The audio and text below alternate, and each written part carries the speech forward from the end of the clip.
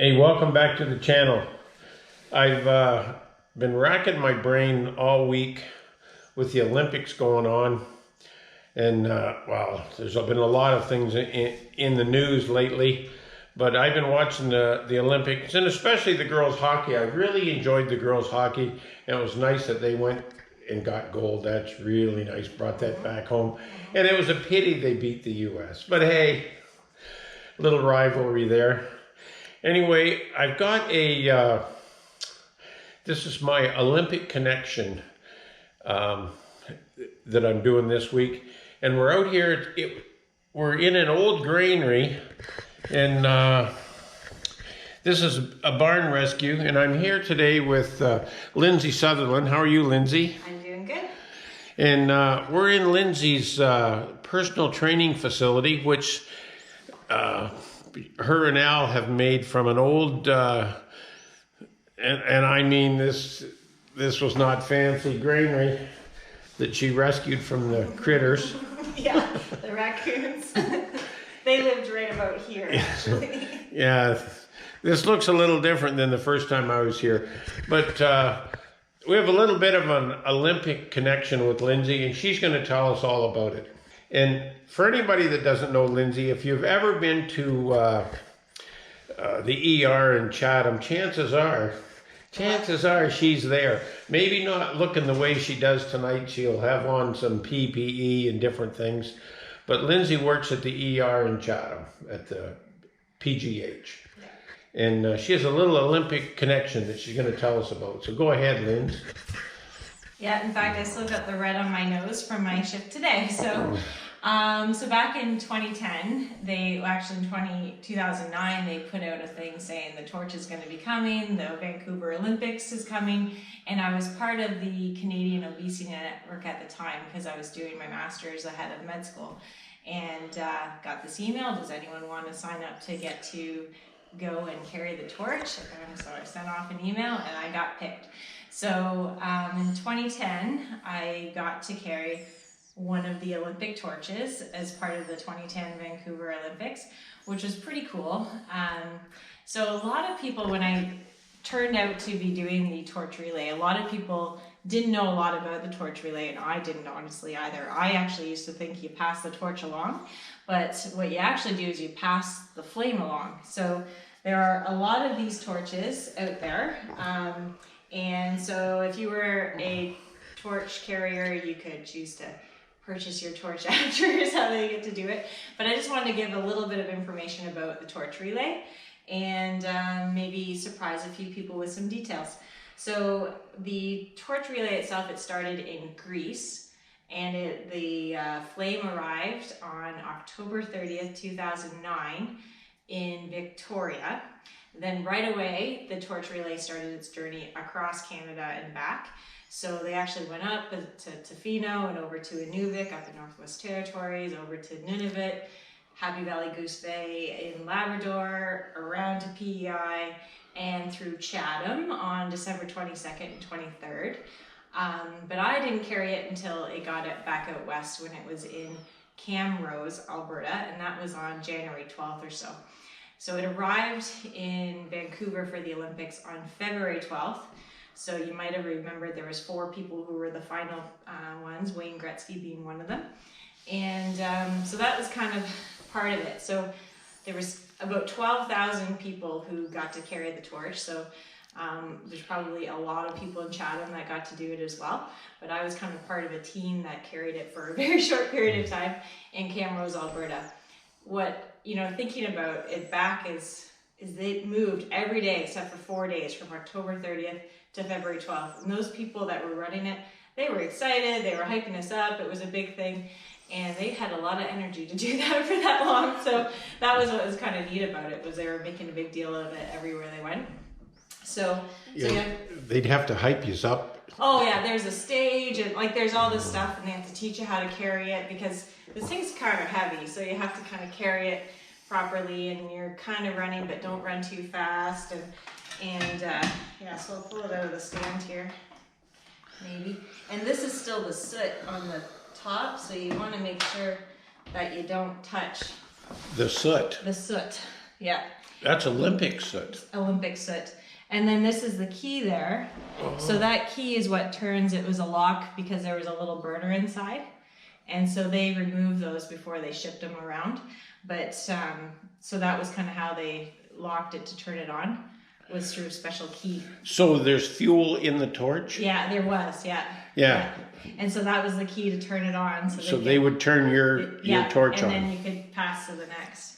So, so this was actually designed by a fellow, I forget his name, but he actually unfortunately died the year before the Olympics came. And then it was made by Bombardier. So they made thousands of these things. It'd be 12,000. Well, even probably. Or more. Yeah, well, it's hard to say. So I was part of a team of at least around 15 people that carried one torch.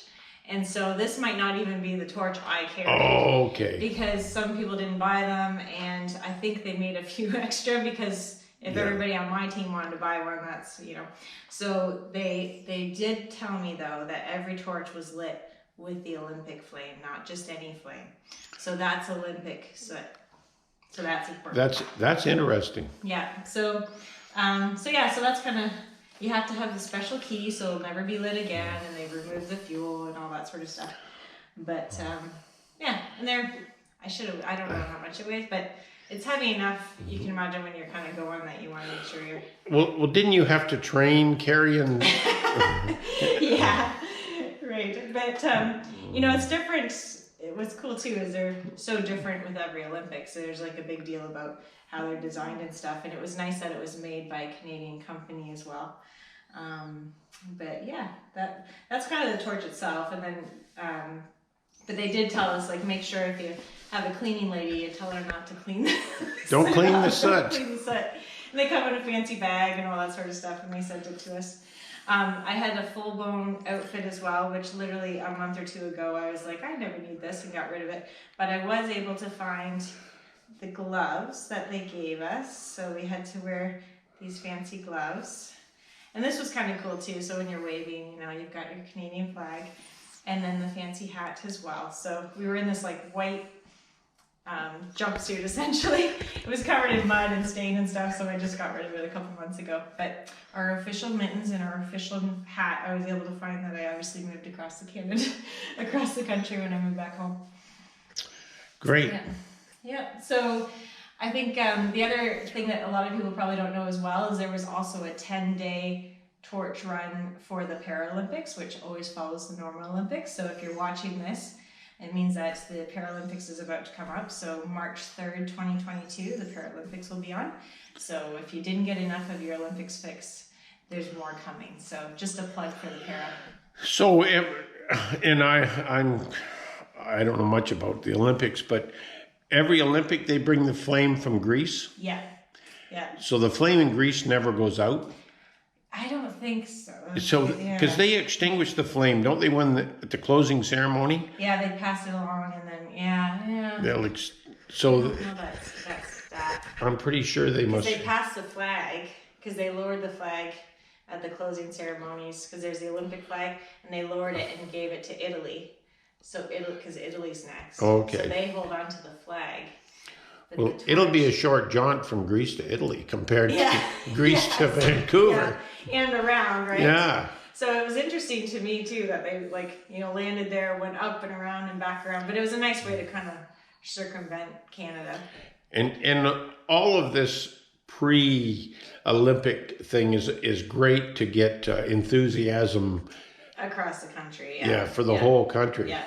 And it's all secret too, because they can't say where they're going to be on a certain day with too much notice, like the exact route, because for safety reasons. So we knew what day we were going to be ahead of time, but you didn't know what the route was and where it was coming, where you're going to be.